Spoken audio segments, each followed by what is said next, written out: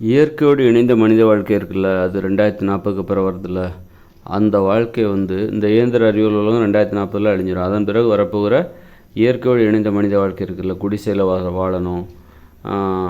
அப்புறம் விவசாயம் தான், எல்லாருமே விவசாயம் தான் பார்க்க போகிறாங்க. விவசாயம்னா தானியங்களை உற்பத்தி பண்ணக்கூடாது. அந்த மாதிரி ஒரு வாழ்க்கை வாழ்கிறதுங்கிறது ரொம்ப சவால் நிறைந்தது, ரொம்ப கஷ்டமான விஷயம். அந்த வாழ்க்கையை நம்மளால் வாழ முடியும் அப்படிங்கிற ஒரு நம்பிக்கை இப்போ உங்கள் முன்னாடியே நான் கேட்குறேன், உங்களால் ஒரு காடுகளில் இந்த மாதிரி ஒரு குடிசையிலலாம் வாழ முடியுமா? அப்படி எல்லாருமே வாழ போகிறாங்க. உலகத்தில் நீங்கள் மட்டும் வாழ முடியுமான்னு நான் கேட்கல. எல்லாருமே வாழும்போது உங்களால் வாழ முடியுமா? எல்லாத்தோட சேர்ந்து உங்களால் வாழ முடியுமா? 2040க்கு அப்புறம் அந்த நம்பிக்கையோடு வாழணும். ஒரு குடிசையில் வாழணும், வேறு வழி இல்லை. எல்லோரும் அங்கே தான் போய் வாழ்ந்து ஆகணும். அதே நேரத்தில் நீங்கள் அந்த இடத்துல நம்பிக்கையோடு வாழணும்.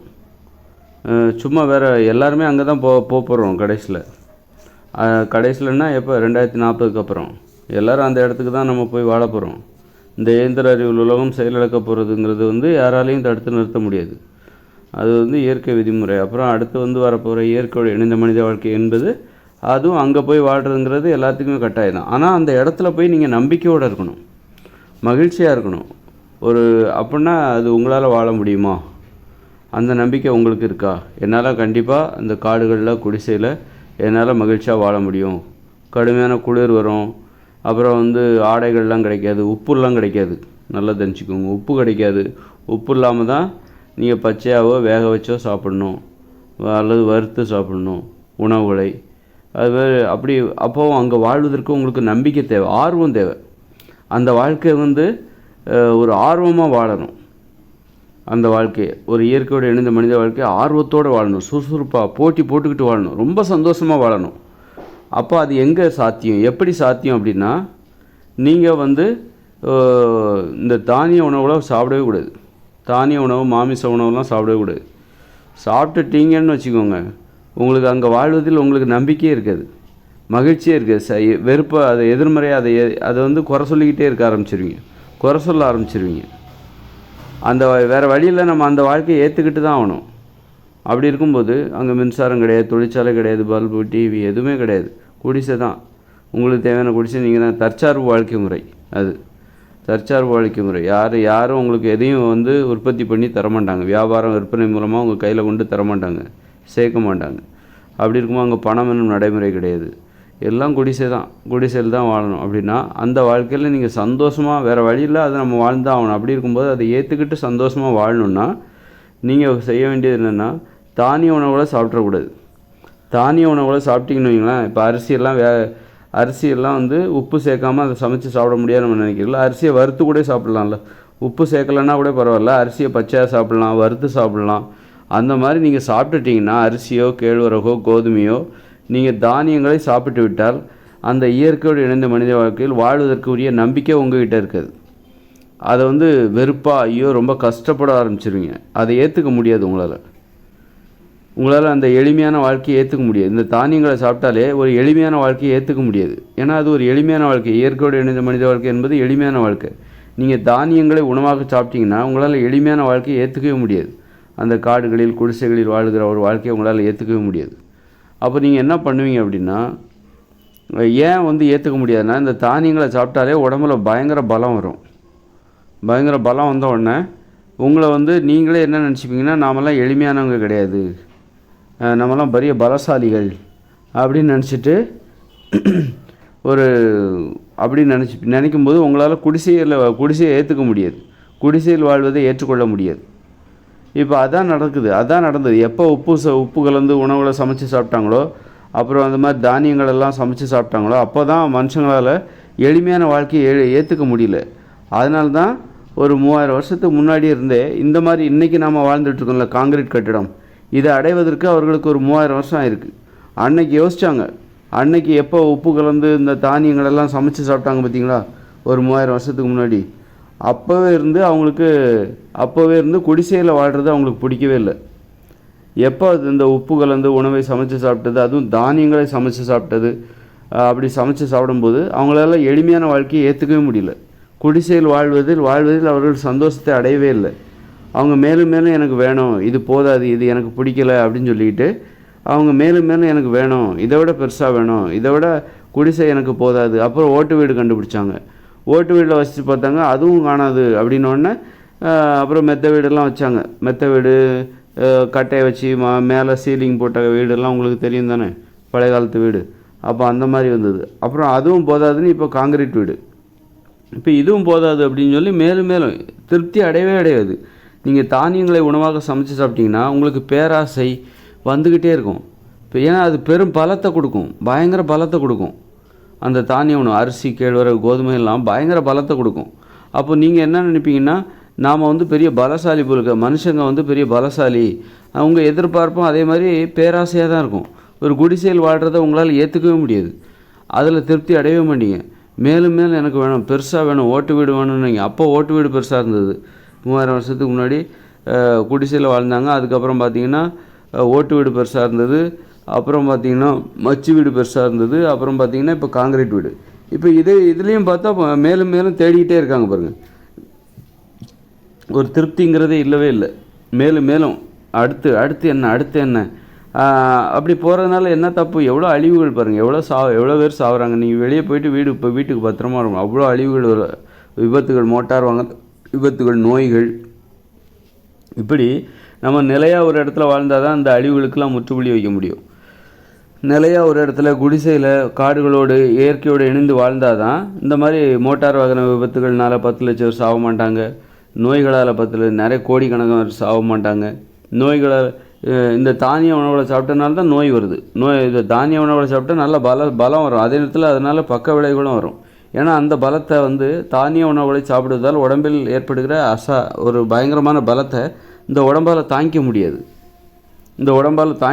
அப்படிங்கும்போது அந்த நரம்புகள்லாம் பலவீனமாயிடும். இந்த நரம்பு தளர்ச்சி வந்துடும். இப்போ உங்கள் தலையில் கொஞ்சம் வெயிட்டாக தூக்குனா நீங்கள் தூக்கிடலாம். ஒரு 5 கிலோ தூக்கி வச்சா நீங்கள் ஈஸியாக சுமந்துட்டு வந்துடுவீங்க.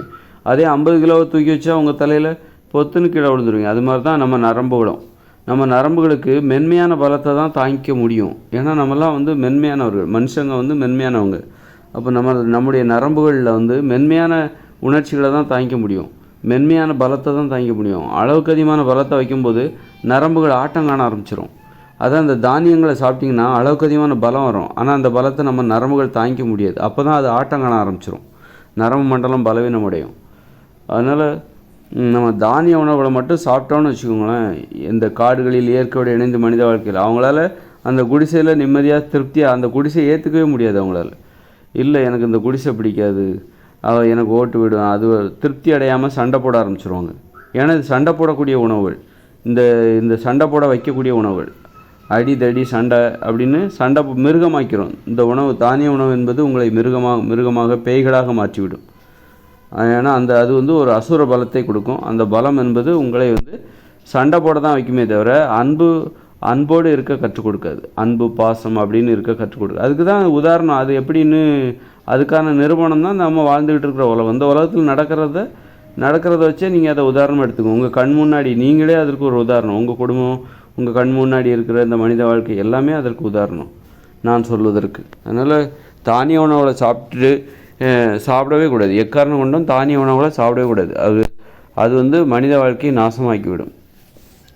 இயற்கையோடு இணைந்த 2040க்கு அப்புறம்லாம் இதெல்லாம் சாப்பிட்டிங்கன்னா, இந்த தானிய உணவுகளெல்லாம் சாப்பிட்டீங்க, அரிசியை பொங்கி திங்கிறீங்க, அது மாதிரி சோளமும் ஆபத்தானதாக கூட இருக்கலாம். சோளக்காடிலாம் சொல்லுவாங்களே, சோளத்தை பொங்கி காடியாக எங்கள் ஊர்லலாம் குடிப்பாங்க, அது பேர் காடின்னு சொல்லுவாங்க. அதெல்லாம் சாப்பிட்டாக்கா, ஏன்னா அதை சாப்பிட்டு பார்க்கணும்.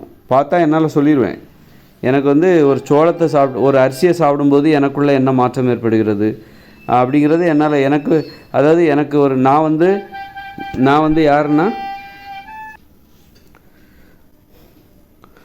யாருன்னா காடுகளில் வாழ்வதற்கு தகுதியானவன், இயற்கையோடு இணைந்த மனித வாழ்க்கையில் வாழ்வதற்கு நான் தகுதியானவன்.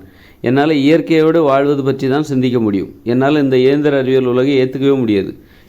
நான் இதில் வாழ்கிறதுக்கு நான் தகுதியானவனே கிடையாது. அதனால்தான் எனக்கு அப்படி ஒரு சிந்தனை வருகிறது, அப்படி ஒரு கண்டுபிடிப்புகளை நான் கண்டுபிடிக்கிறேன். நான் மென்மையானவன். அப்போது எனக்கு ஒரு நம்பிக்கை வேணும். நம்பிக்கையோடு நான் வாழணுன்னா, நான் இந்த தானிய உணவுகள்லாம் சாப்பிடும்போது ஏன்னா எனக்கு நம்பிக்கையே வர மாட்டேங்குது. ஏன்னா நான் இயற்கை மனிதன் வச்சுக்கோங்க. இயற்கையோடு இணைந்த மனித வாழ்க்கையில் வாழ்வதற்கு முற்றிலும் தகுதியான ஒரு ஆள்.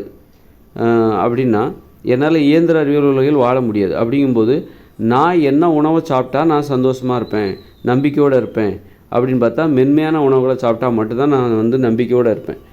இல்லைன்னா நான் நம்பிக்கையை இழந்து விடுவேன். எனது கடமைகளை செய்வதற்கு இது மாதிரி வீடியோ போடுறது கூட என்னுடைய கடமை. இதுதான் என்னுடைய மிகப்பெரிய கடமை. ஒரு தகவலை உங்களுக்கு நான் சொல்கிறேன், இந்த உலகத்துக்கு சொல்கிறேன் அப்படின்னா இதுதான் என்னுடைய மிகப்பெரிய கடமை. இந்த விஷயத்தில் நான் ஆர்வமாக இருக்கணும்னா அது சார்ந்த உணவுகளை சாப்பிடணும். நான் தானிய உணவுகளை சோறு, பொங்கல், பூரி, பிரியாணின்னு சாப்பிட்டேன்னா இந்த வீடியோ போடுறதுக்கெலாம் எனக்கு கொஞ்சம் கூட விருப்பம் இருக்காது. நான் பாட்டுக்கு படுத்து டிவி பார்க்க ஆரம்பிச்சிருவேன். அதனால் இதை வச்சு தான் எனக்குள் ஏற்படுகிற மாற்றம். எனக்கு நம்பிக்கை வருதா வரலையா, ஏன் நம்பிக்கை வர மாட்டேங்குது? அப்போ நான் மத்தியானம் என்ன சாப்பிட்டேன், ஏதாவது தானிய உணவுகள் யாராவது கொடுத்தாங்கன்னு சொல்லி நான் சாப்பிட்றதுனாலே எனக்கு நம்பிக்கை என்னை விட்டு போகிறத நான் உணர்வேன். என்னிடம் இருக்கிற நம்பிக்கை என்னை விட்டு போகிறத உணர்வேன். நான் ஒரு சோம்பேறியாக மாறுவதை உணர்வேன். எனது கடமை எனக்கு பெரிதாக தெரியாது. நான் ஒரு அலட்சியவாதியாக மாறுவேன். லட்சியவாதியாக என்னால் இருக்க முடியாது. இப்படிப்பட்ட மாற்றங்களை என்னால் காண முடியும். அப்போ இதே தான் நாளைக்கு இயற்கையோடு இணைந்த மனித வாழ்க்கையிலும் அங்கே போய் நீங்கள் ஏதோ தானிய உணவு சாப்பிட்றீங்க, சோளமோ அரிசியோ ஏதோ சாப்பிட்றீங்கன்னு வச்சுக்கோங்க. அரிசி, கோதுமை ஏதோ நீங்கள் விளைய வச்சு வறுத்து சாப்பிட்றீங்க, பச்சையாகவே சாப்பிட்றீங்க, தண்ணியில் ஊற போட்டு சாப்பிட்றீங்க அப்படின்னா அந்த குடிசையில் அந்த இயற்கையோடு இணைந்த மனித வாழ்க்கையில் வாழும்போது நீங்கள் சாப்பிட்டீங்கன்னா அப்போ உங்களுக்கு அந்த வாழ்க்கையை வாழ்வதில் உங்களுக்கு நம்பிக்கையே வராது. ஒரு சுவாரஸ்யமே இருக்காது, ஒரு ஆர்வம் இருக்காது, ஒரு ஊக்கம், உற்சாகம் எதுவுமே இருக்காது. அந்த வாழ்க்கையை நீங்கள் குறை சொல்லுவீங்க, அது ஒரு குறையாக சொல்லுவீங்க. ஏன்னா அது ஒரு எளிமையான வாழ்க்கை, குடிசையில் வாழ்கிற ஒரு வாழ்க்கை. அதை நீங்கள் குறை சொல்வீங்க. அந்த காலத்தில் நம்ம முன்னோர்கள் என்னம்மா வானத்துலலாம் விமானம் போயிட்டுருக்காங்க, பெரிய பெரிய பில்டிங் கட்டினாங்க, அந்த மாதிரி ஒரு வீட்டில் வசிச்சிருக்கலாமேன்னு சொல்லிட்டு நீங்கள் இயற்கையோட இனிமேல் வரப்போகிற இயற்கையோடு இணைந்த மனித வாழ்க்கையில் போயிட்டு நீங்கள் அரிசியெல்லாம் சாப்பிட்டீங்கன்னா அப்படி தான் சொல்லுவீங்க, குறை சொல்ல ஆரம்பிச்சிருவீங்க, அந்த வாழ்க்கையை குறை சொல்ல ஆரம்பிச்சிருவீங்க. இப்போ நானே நான் இந்த இயந்திர அறிவியல் உலகை நான் ஏன் குறை சொல்கிறேன் அப்படின்னா, இந்த இயந்திர அறிவியல் உலகுன்னு ஒரு உணவு இருக்குது, அதை சாப்பிட்டா மட்டும்தான் இந்த இயந்திர அறிவியல் உலகை என்ன குறை சொல்லாமல் இருக்க முடியும். இப்போ நீங்கள் சொல்கிறதில்ல, இயந்திர அறிவியல் உலகை பற்றி நீங்கள் குறை சொல்ல மாட்டீங்க. இந்த வீடியோ இந்த மக்கள் குறை சொல்ல மாட்டாங்க. இங்கே எவ்வளவோ சாவு நடக்குது. மோட்டார் வாகன விபத்து மூலமாக 10 லட்சம் வருஷத்துக்கு சாகுறாங்க. நோய்கள் மூலமாக கோடிக்கணக்கானவர் வருஷத்தில் குற்றங்கள் செத்துக்கிட்டு இருக்காங்க. குற்றங்கள் ஆனாலும் நீங்கள் இந்த உலகத்தை குறை சொல்கிறதில்ல.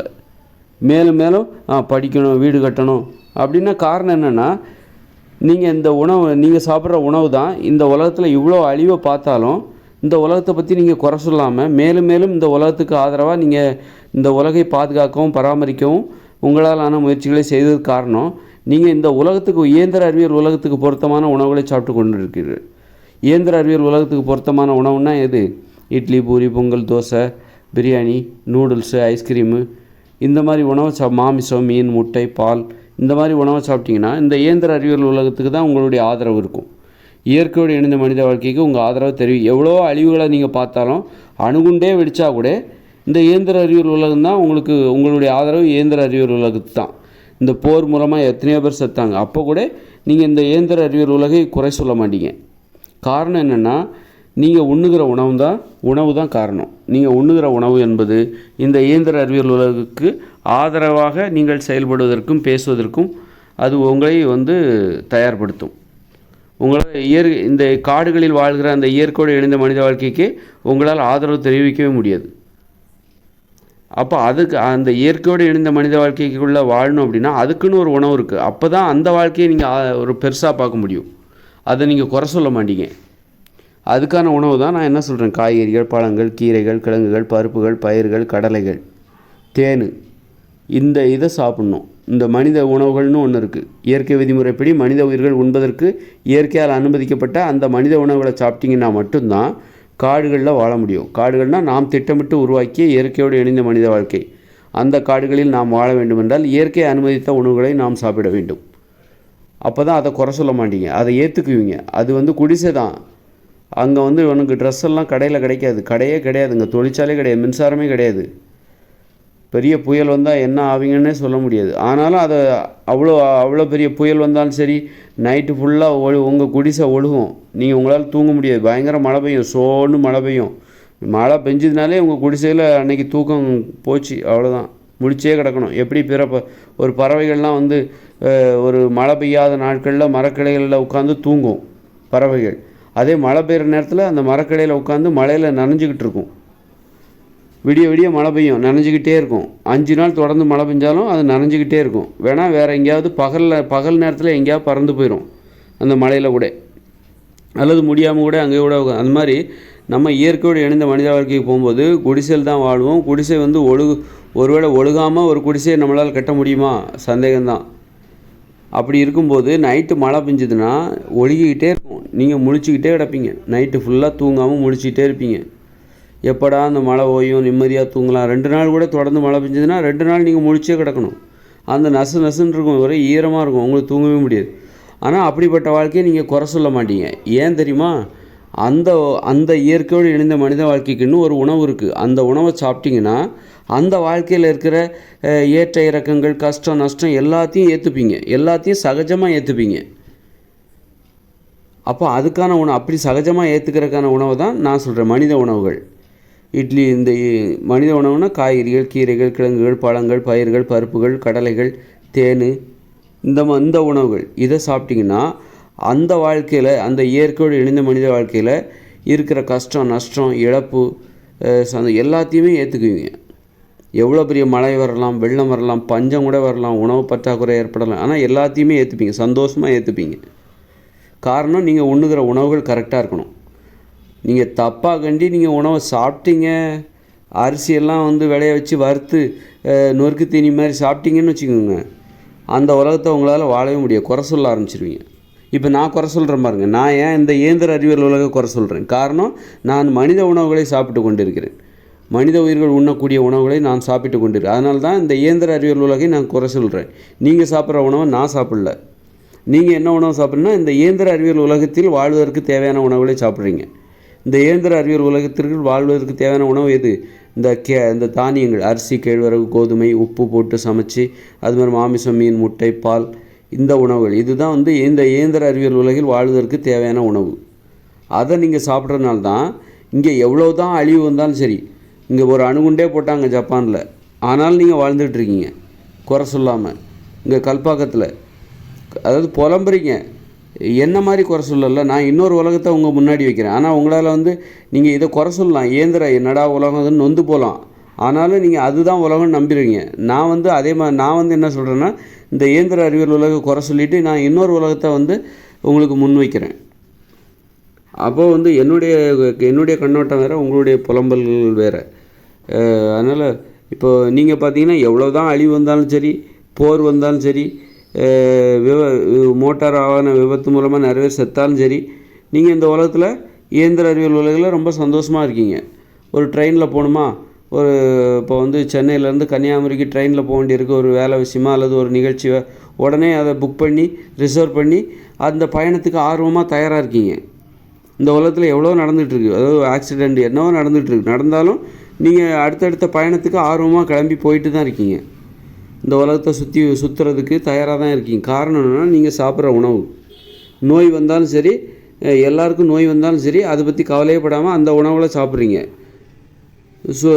சுகரு இந்த நோயின்னு எல்லோரும் புலம்புறாங்க, வீட்டுக்கு வீடு நோய் இருந்தாலும் நீங்கள் சாப்பிடுகிற உணவுகளை சாப்பிட்டுக்கிட்டு தான் இருக்கீங்க.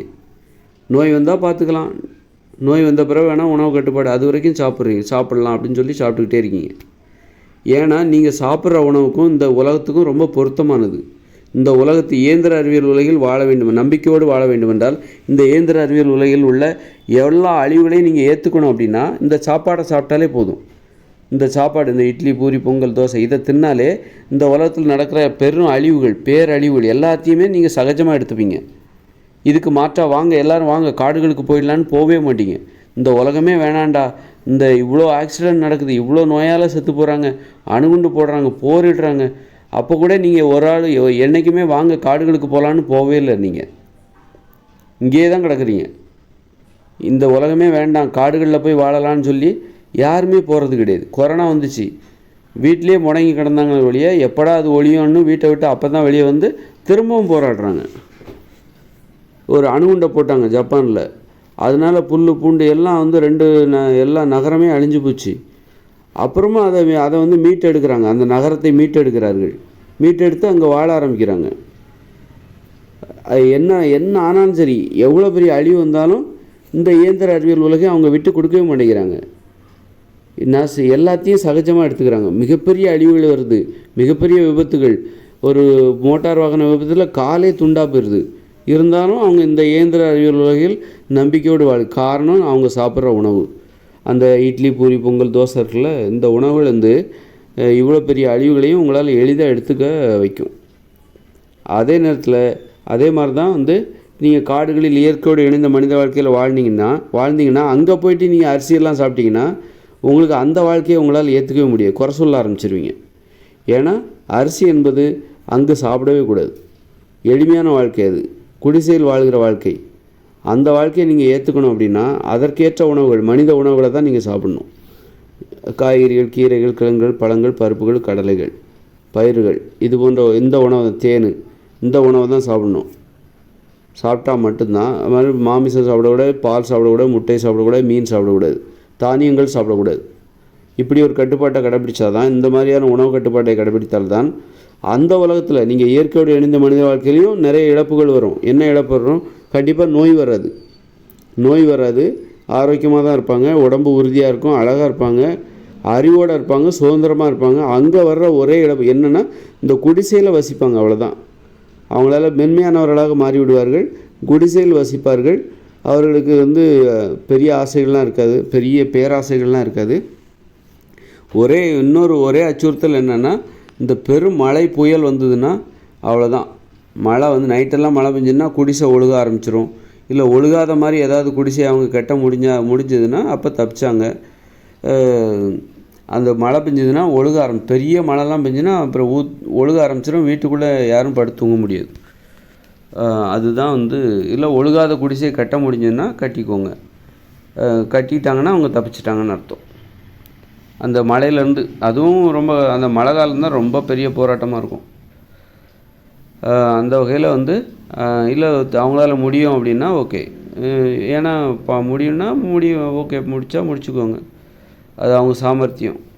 மழை காலத்துலேயும் அவங்களால நிம்மதியாக இரவு வீட்டுக்குள்ளே அந்த குடிசைக்குள்ளே தூங்க முடியும். அதுக்கேற்ற இயற்கையிலேருந்து கிடைக்கக்கூடிய தொழில்நுட்பத்தை பயன்படுத்தி அந்த மழைநீர் உள்ளே வராமல் அவர்களால் பாதுகாக்க முடியும் என்றால் கண்டிப்பாக முடியும். மனுஷங்க தானே, அவங்க எதையாவது பண்ணி இந்த இயற்கையோடு இணைஞ்ச மனுஷ வாழ்க்கையில் வாழ்ந்துருவாங்க. அப்போது அந்த மாதிரி சிரமங்களையும் அவங்க அதே நேரத்தில் அங்கே வாழ்கிறவங்க 120 வயசு வரைக்கும் இருப்பாங்க. நோய் இருக்காது, ஆரோக்கியமாக இருப்பாங்க, உறுதியாக இருப்பாங்க, அழகாக இருப்பாங்க, அறிவோடு இருப்பாங்க, சுதந்திரமாக இருப்பாங்க, ஒற்றுமையாக இருப்பாங்க, அன்போடு இருப்பாங்க, பாசத்தோடு இருப்பாங்க, கட்டுப்பாடோடு இருப்பாங்க, ஒழுக்கத்தோடு இருப்பாங்க. அறிவுங்கிறது அவங்கள்ட்ட உண்டு, மூட நம்பிக்கைகள் இருக்காது.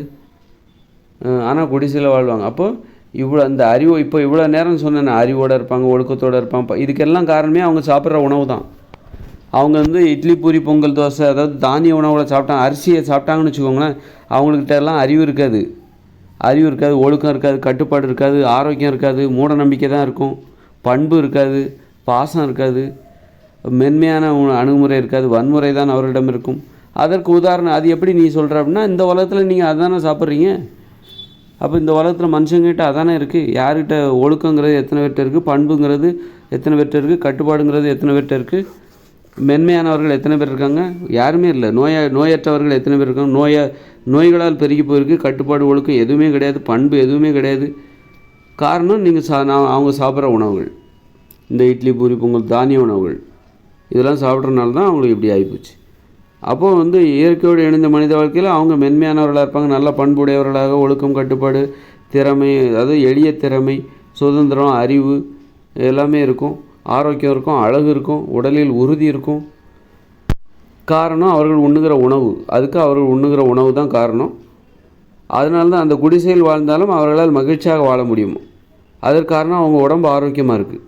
நீங்கள் ஒரு குடிசையில் வாழ்ந்துக்கிட்டு நோயோடெல்லாம் உங்களால் வாழ முடியாது.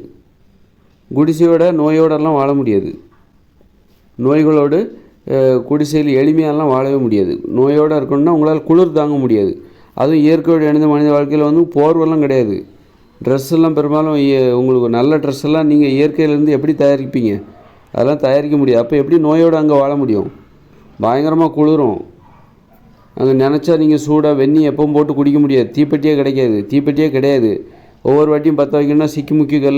மழை நேரத்தில் நீங்கள் எப்படி வெந்நீர் போட்டு குடிப்பீங்க? வெந்நீர்லாம் போட்டு எப்படி குடிப்பீங்க, எப்படி குளிப்பீங்க? நோயாளிகளுக்கு வெந்நீர் தேவை. வெந்நீரில் குளிக்க வேண்டும், வெந்நீர் குடிக்க வேண்டும், சூடான உணவுகளை சாப்பிட வேண்டும். பச்சையாக பழங்களெல்லாம் நோயாளிகளால் சாப்பிட முடியாது. இயற்கையோடு இணைந்த மனித வாழ்க்கையில் உங்களுக்கு நெருப்பை பற்ற வைக்கவே அவ்வளோ கஷ்டம். தீப்பெட்டி கிடையாது, நினச்சா பற்ற வைக்கிறதுக்கு அங்கே தீப்பெட்டி கிடையாது. அப்போ நோயாளிகளுக்கு நெருப்பு கண்டிப்பாக தேவை. அப்போ தான் சுட வச்சு சாப்பிட முடியும். அவங்களால பச்சை தண்ணியில் குடித்தாலோ அவங்களுக்கு உடனே நோய் அதிகமாயிடும். அதனால் இயற்கையோடு இணைந்த மனித வாழ்க்கையில் ஆரோக்கியமாக வாழ்ந்தால் தான் வாழ முடியும். ஆரோக்கியமாக வாழணுன்னா தானியங்களை சாப்பிடக்கூடாது, மாமிசத்தை சாப்பிடக்கூடாது, மீன் முட்டைகளை சாப்பிடக்கூடாது. மனித உணவுகள்னு ஒன்று இருக்குது. மனித உயிர்கள் உண்பதற்கு இயற்கையால் அனுமதிக்கப்பட்ட உணவுகள். அந்த உணவுகளை சாப்பிட்டா தான் ஆரோக்கியமாக இருக்க முடியும், உறுதியாக இருக்க முடியும், உடல் உறுதியாக இருக்க முடியும், நோய்கள் இல்லாமல் இருக்க முடியும். அப்படி இருந்தால் மட்டும்தான் நீங்கள் அந்த இயற்கையோடு இணைந்த மனித வாழ்க்கையில் வாழ முடியும். குடிசையிலலாம் வாழ முடியும், குளிரை தாங்க முடியும்.